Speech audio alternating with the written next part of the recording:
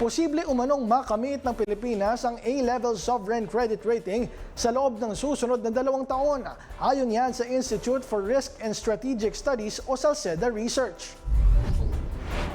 Ito ay matapos ilabas ng S&P Global Ratings ang pinakahuling assessment kung saan kabilang ang Pilipinas sa 3 ekonomiya sa Asia Pacific na may positive sovereign rating outlook para sa 2026.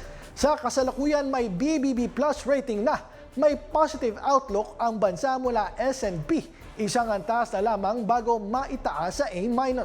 Mayroon din itong BBB rating mula sa Fitch Ratings at Baa2 mula sa Moody's, habang binigyan naman ng A rating ng Japan's R&I. Ayon sa SALCEDA Research, kung mapananatili ang pagbuti ng fiscal at external accounts, posible ang upgrade sa credit rating sa loob ng 1 hanggang 2 taon.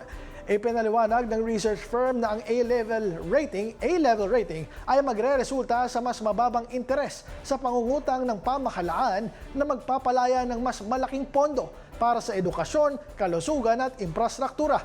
Binigyang diin din ng SALCEDA Research ang ulat ng Bangko Sentral ng Pilipinas na nasa $110.2 billion ang gross international reserves ng bansa noong huling bahagi ng 2025, mas mataas kaysa sa ilang European countries.